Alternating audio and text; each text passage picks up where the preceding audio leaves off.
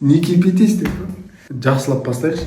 Мына жерде Лұқман Хакімнің даналықтарының ішінде бір жақсы сөз естіп қалдым да. Бұл жерде айтады Лұқман Хакім, жақсылармен бол дейді да. Өйткені жақсыларға берекет түссе, саған да тиеді дейді да.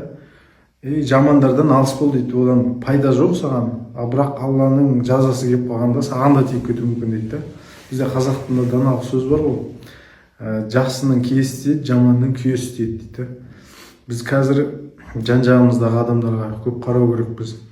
Өйткені жаман адам жаман жолға түсіріп жіберуі мүмкін да. Жаңа арақ, темекі, құмар ойындар, тағы бір жаман нәрселерді үгіттеп, солардың етегінде еріп кетесің да.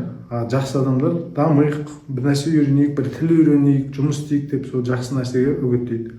Сол үшін әсіресе жастарға кімдердің арасында жүрсін, соған көп көңіл аудару керек, пайдалы болсын.